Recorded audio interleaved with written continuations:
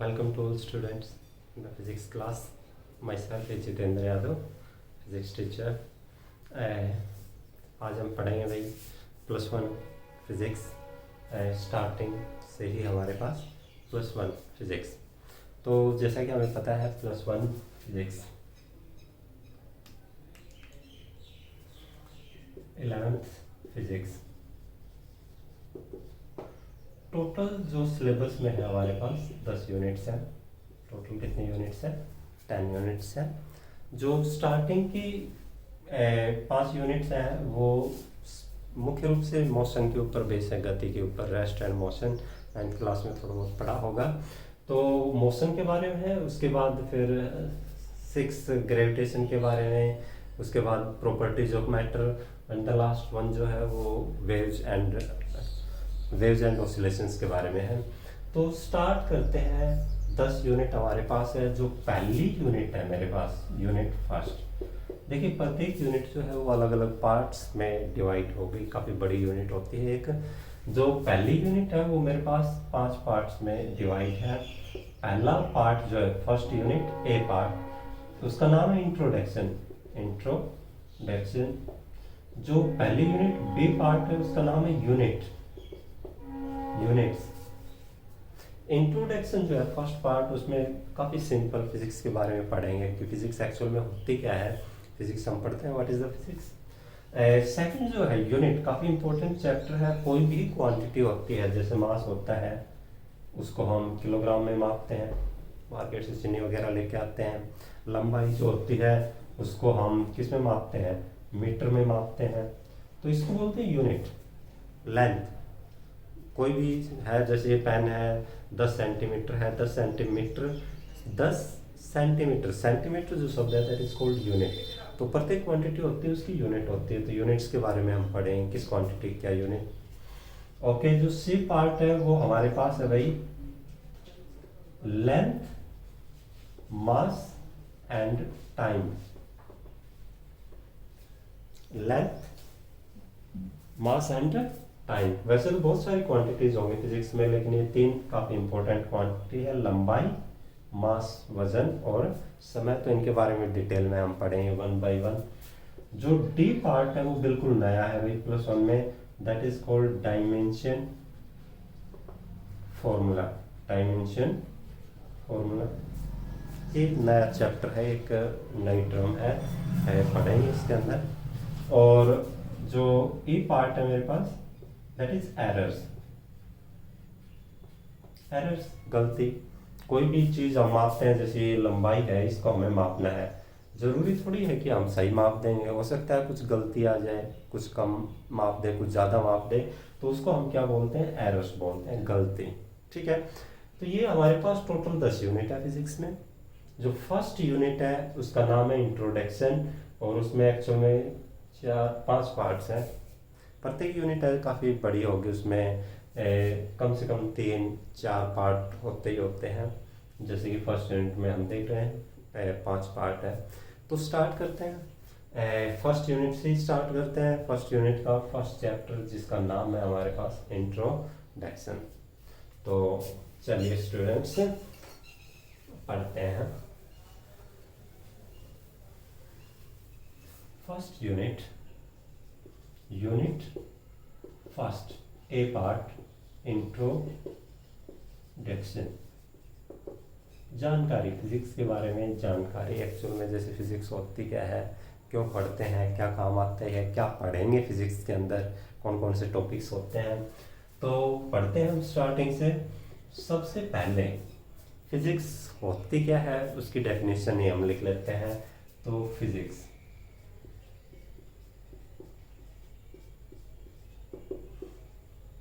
जैसे कि आपको लोअर क्लासेस में पढ़ा होगा, 10th क्लास तक सिर्फ एक ही सब्जेक्ट होता है, साइंस। करेक्ट, साइंस के नाम से हम पढ़ते हैं 10th क्लास में। इसके आगे चल के 11th क्लास में 3 पार्ट्स हो जाते हैं। कौन कौन से? एक तो बायोलॉजी,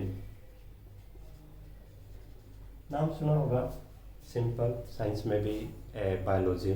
बायोलॉजी क्या होती है? बायोलॉजी होती है लिविंग ऑर्गेनिज्म, सजीव वस्तुएं, जिसमें हम प्लांट्स के बारे में पढ़ते हैं, जिसमें हम एनिमल्स के बारे में पढ़ते हैं। तो एनिमल्स, प्लांट्स यानी लिविंग ऑर्गेनिजम्स, वायरस, बैक्टीरिया, वो किस में पढ़ते हैं? बायोलॉजी में। सेकंड पार्ट जो होता है वो केमिस्ट्री। केमिस्ट्री में हम केमिकल फॉर्मूला पढ़ेंगे, केमिकल इक्वेशन। भाई कोई भी चीज़ है वो किस चीज़ की बनी होती है? जैसे वाटर है, वाटर बना होता है H2O, हाइड्रोजन और ऑक्सीजन से बनता है।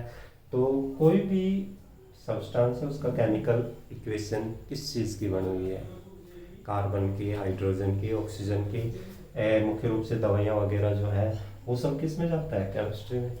और जो बाकी बच गया वो क्या भाई? फिजिक्स। अब बाकी क्या बच गया?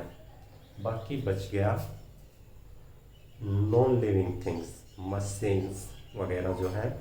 और हमारे पास बच गया नेचर, बच गया नेचुरल फिनोमेना। प्रकृति में कोई भी घटना होती है, भाई बारिश होती है, क्यों होती है? दिन रात बनते हैं, क्यों बनते हैं?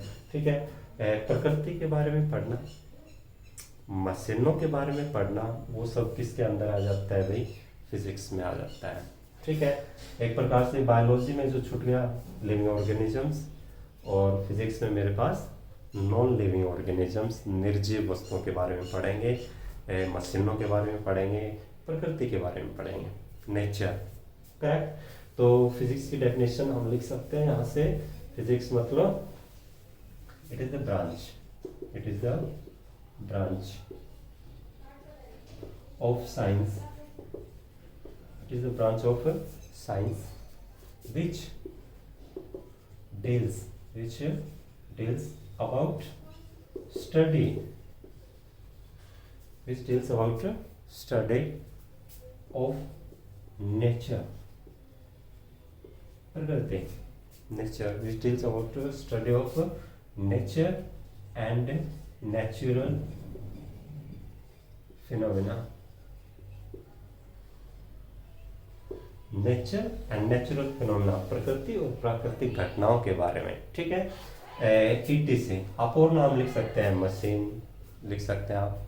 करेक्ट। तो physics the branch of science which deals about the study of nature, natural phenomena, machines, ET से। करेक्ट। तो ये हो जाएगी फिजिक्स की डेफिनेशन। अब जो फिजिक्स है एक्चुअल में दो तरीके से क्लासिफाइड कर सकते हैं। ठीक है। Physics can be classified as number 1, that is classical physics. Classical physics, simple भाषा में कहें तो जो पुरानी फिजिक्स है, old physics, that is what? Classical physics. ठीक है। इसके अंदर हम मुख्य रूप से क्या पढ़ेंगे? क्लासिकल फिजिक्स में हम पढ़ते हैं दैट इज मोशन के बारे में, गति के बारे में। एक साइंटिस्ट था न्यूटन, जिसने गति के कई सारे नियम दिए थे। ठीक है। कोई भी वस्तु क्यों चलती है, क्यों रुकती है, वो सब मोशन से रिलेटेड किसके अंदर आती है? क्लासिकल फिजिक्स में, क्लासिकल मैकेनिक्स में। ठीक है। और हमारे पास थर्मोडायनेमिक्स, और हमारे पास इलेक्ट्रोमैग्नेटिज्म। ये देखिए कुछ टॉपिक्स हैं। एक्चुअल में जब आगे हम जाएंगे ना बड़ी क्लास में, तो ये पूरा एक सब्जेक्ट ही बन जाता है। थर्मोडायनेमिक्स मतलब हीट एंड टेम्परेचर, गर्मी सर्दी, वो जो सब है वो थर्मोडायनेमिक्स में चला जाएगा। इलेक्ट्रोमैग्नेटिज्म मतलब इलेक्ट्रिसिटी, करंट की बात मैं कर रहा हूँ, करंट वगैरह जो है, और ये सब किसके अंदर आ जाता है? क्लासिकल फिजिक्स में, पुरानी फिजिक्स। ठीक है। ओके। सेकंड हमारे पास मॉडर्न फिजिक्स। इसके अंदर मुख्य रूप से हम पढ़ेंगे भाई क्वांटम मैकेनिक्स,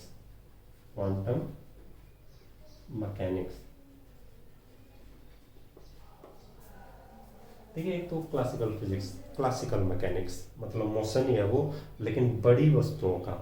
और दूसरा हमारे पास मैकेनिक्स, मोशन, क्वांटम मैकेनिक्स मतलब छोटी चीज़ें मतलब एटम, मॉलिक्यूल्स, प्रोटॉन, इलेक्ट्रॉन वगैरह की बात कर रहा हूँ मैं। वो जब पढ़ते हैं तो वो किस में जाते हैं भाई, क्वांटम मैकेनिक्स में जाते हैं।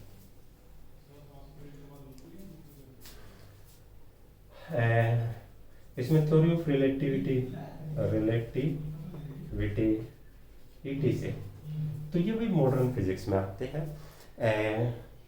ये जो है plus quantum mechanics modern physics, वो हम +1 और +2 में नहीं पढ़ेंगे। जो बड़ी क्लासेज है ना BSc MSc, वहाँ पे हमारे पास आती है। +1 +2 की जो फिजिक्स है इजी है, क्लासिकल फिजिक्स है वो, ठीक है। बहुत ज़्यादा इजी नहीं है, काफ़ी मेहनत आपको करनी पड़ेगी। तो +1 क्लासिकल मैकेनिक्स, जैसे +1 में बताया स्टार्टिंग में ही मोशन के बारे में है, आधी सारी फिजिक्स किसके बारे में, मोशन के बारे में, राइट। तो ये है भाई हमारे पास फिजिक्स, दो तरीके से डिवाइड कर सकते हैं, classical physics, modern physics, right. Okay students, next देखिए तो हमारे पास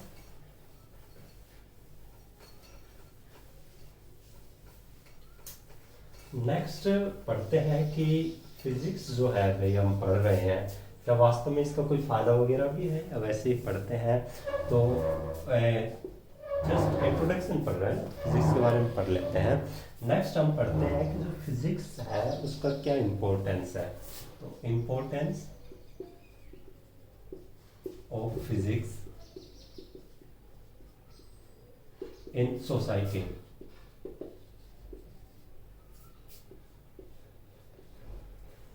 तो देखिए भाई, अगर बात करूं इम्पोर्टेंस फिजिक्स की, स्कोप एंड एक्साइटमेंट आप बोल सकते हैं। इम्पोर्टेंस मतलब स्कोप एंड एक्साइटमेंट, कहाँ कहाँ पे यूज होती है, स्कोप क्या है फिजिक्स का। तो लिख लेंगे यहाँ पे, डेवलपमेंट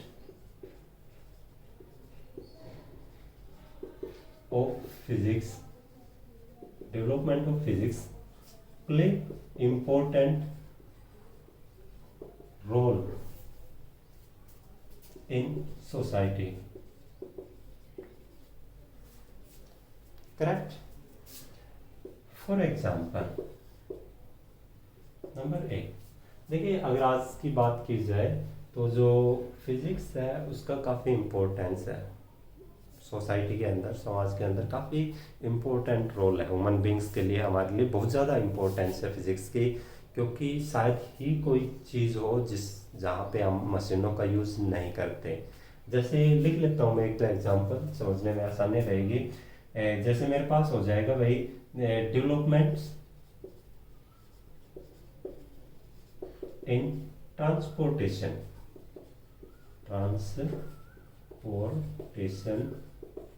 सिस्टम। ट्रांसपोर्टेशन सिस्टम मतलब ब्रैकेट में लिख लेंगे, I am talking about car, motorcycle,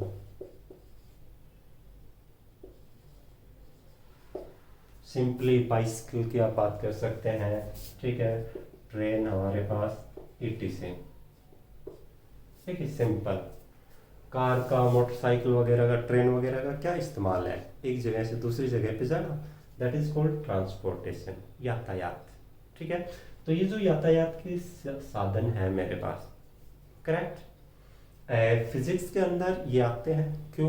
क्योंकि जो कार है, बस मशीन है, एक प्रकार से निर्जीव वस्तु है, ठीक है। तो ये जो ट्रांसपोर्टेशन की साधन है हमारे पास, कार, मोटरसाइकिल, ये फिजिक्स के अंदर हम पढ़ते हैं, और इनका इम्पोर्टेंस बहुत ज़्यादा है। शायद ही हम इनके बिना रह पाए, क्योंकि स्कूल भी जाते हैं तो हमें बस की ज़रूरत है, कहीं पे भी मार्केट में जाते हैं तो हमें मोटरसाइकिल की ज़रूरत है, बहुत ज़्यादा यूज़ करने लगे डेली, बहुत ज़्यादा इन पे निर्भर हो गए, ठीक है। साइकिल जो है वो हमें चाहिए एक जगह से दूसरी जगह पे जाने के लिए, और ये सब किसके अंदर आता है, फिजिक्स में। तो फिजिक्स है तो ये साधन है, और ये साधन है तो ह्यूमन लाइफ जो है, हमारा जीवन वो चल रहा है। दूसरा बात करते हैं हम developments in communication system. Communication system मतलब रेडियो, सबसे पहले रेडियो हुआ करता था, टीवी आ गया, मोबाइल आ गया, इंटरनेट आ गया, कंप्यूटर वगैरह आ गया, etc। ये जो सब साधन है क्या काम है? रेडियो भाई एक जगह से दूसरी जगह सुनना, टीवी देखना, मोबाइल भी वही बातें करना दूर रिश्तेदारों से, तो ये सब कम्युनिकेशन सिस्टम हिंदी में मतलब संचार के साधन है। और ये सब हम इसमें पढ़ेंगे, फिजिक्स में पढ़ेंगे। और इनकी इम्पोर्टेंस बताने की आपको ज़रूरत नहीं होनी चाहिए, क्योंकि शायद ही कोई दिन हो जब हम टीवी नहीं देखते हो या मोबाइल नहीं देखते हो। देखते हैं, बहुत ज़्यादा इन पर निर्भर हो गए हैं। ठीक है, इवन कि ये जो पढ़ाई भी चल रही है, जो लेक्चर मैं आपको भेज रहा हूँ, ये किसके द्वारा पॉसिबल है? भाई मोबाइल और इंटरनेट के द्वारा ही पॉसिबल है। ठीक है, तो कम्युनिकेशन के अंदर बहुत ज़्यादा यूज़ होता है फिज़िक्स का, और ये बहुत इम्पोर्टेंट है हमारे लिए। ठीक है, तीसरा और लिख सकते हैं हम प्रोडक्शन ऑफ इलेक्ट्रिसिटी। बिजली जो है, बिजली वो फिजिक्स के अंदर आएगी। फिजिक्स में पढ़ेंगे हम लाइट के बारे में, करंट के बारे में, इलेक्ट्रिसिटी के बारे में, and it is very important for us. Light बहुत ज़्यादा इम्पोर्टेंट है। ठीक है, अगर लाइट नहीं आए, 2-4 दिन भी नहीं आए, तो शायद ही हमारा काम चल पाए, नहीं चलेगा। ठीक है, घर के अंदर ना पंखे चलेंगे ना लाइट चलेगी। इवन हॉस्पिटल्स जो है वहाँ पे भी लाइट की बहुत ज़्यादा इस्तेमाल होती है, उनका कोई साधन नहीं चलेगा। ठीक है, तो बहुत ज़्यादा इम्पोर्टेंट है भाई, और फिजिक्स में आती है, यानी हमारे लिए बहुत इम्पोर्टेंट है। चौथा बात करते हैं हम sources of energy. Sources of energy, sources of energy, I am talking about petrol, diesel, LPG cylinder वगैरह जो है। ठीक है, कोई भी काम करने के लिए, हमें खाना बनाना है उसके लिए, या और कोई काम करना है उसके लिए, हमें क्या चाहिए? सोर्स ऑफ एनर्जी चाहिए। और जो सोर्स ऑफ एनर्जी है, ठीक है, वो सब किसके अंदर आएगा? फिजिक्स में, and they are very important. तो इन सभी बातों को देखते हुए हम कह सकते हैं कि जो फिजिक्स है, it is very important for us. ठीक है, it plays important role in the society. ठीक है, तो काफ़ी इंटरेस्टिंग सब्जेक्ट है, पढ़ने में अच्छा लगेगा, क्योंकि हम इन सभी चीज़ों का हम इस्तेमाल करते हैं।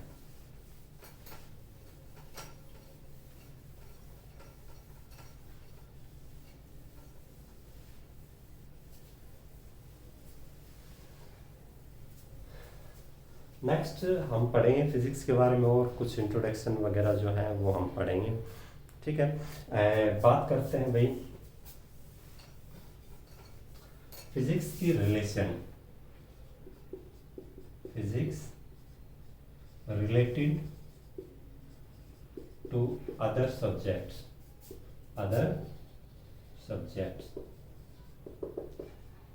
देखिए, फिजिक्स जो है सोसाइटी में तो रोल प्ले करती है, साथ में अदर सब्जेक्ट्स जो है उनके साथ भी रिलेटेड होती है। कौन कौन से? That is relation with math. Math के साथ काफी रिलेटेड है। क्यों? Why? Because the formula of mathematics used in physics. ठीक है, फिजिक्स में कई सारे न्यूमेरिकल क्वेश्चंस होते हैं जिनको सोल्व करने के लिए हमें मैथ के फॉर्मूलाज की जरूरत पड़ेगी। तो फिजिक्स जो है मैथ के साथ भी रिलेटेड होती है। दूसरा हमारे पास रिलेशन विद केमिस्ट्री। केमिस्ट्री के साथ रिलेटेड होती है। केमिस्ट्री के साथ क्या रिलेशन है? सम टॉपिक्स जो है वो आर कॉमन। लाइक मेरे पास भाई हीट, टेम्परेचर, एटम्स, मॉलिक्यूल्स। ये कुछ टॉपिक है। हीट केमिस्ट्री में भी आएगी, फिजिक्स में भी आएगी। ठीक है, टेम्परेचर, एटम्स किसका बना होता है, क्या उसकी कंपोजिशन होती है, फिजिक्स में भी आएगा, केमिस्ट्री में भी आएगा। तीसरा हमारे पास रिलेशन विद बायोलॉजी। ठीक है, डेफिनेशन ठीक है अलग अलग हो गई, लेकिन फिर भी बायोलॉजी के अंदर भी फिजिक्स यूज होती है। तो many instruments are used in medical science. कई सारे इंस्ट्रूमेंट है मेरे पास, ठीक है। हॉस्पिटल में आप जाएंगे, जैसे सिटी स्कैन की मशीन हो गई, एक्सरे जो लेते हैं वो मशीन हो गई, कंप्यूटर वगैरह जो है नॉर्मली मिल जाएंगे हॉस्पिटल में, उनसे ही काम होने लग गया है आजकल, ठीक है। तो वही हॉस्पिटल जो है मेडिकल साइंस बायोलॉजी का हिस्सा है वो, लेकिन वहाँ पे कई सारे इंस्ट्रूमेंट्स यूज हो रहे हैं, यानी मैं कह सकता हूँ कि जो फिजिक्स है वो बायोलॉजी के साथ भी क्या होती है, रिलेटेड होती है, ठीक है। तो ये थी रिलेशन फिजिक्स अदर सब्जेक्ट्स के साथ।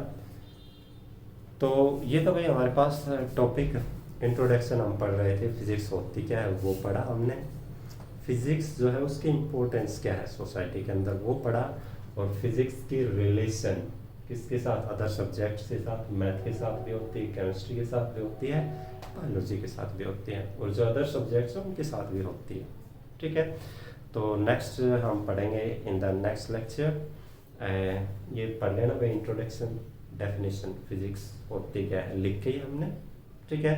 तो आगे से अगर आपसे कोई पूछे फिजिक्स होती क्या है तो आप उसको बता सकते हैं, फिजिक्स मतलब नेचर, नेचुरल फिनोमेना, मशीन्स, ठीक है। फिजिक्स के अदर सब्जेक्ट्स के साथ रिलेशन, फिजिक्स की इम्पोर्टेंस, नेक्स्ट हम पढ़ते हैं नेक्स्ट लेक्चर में।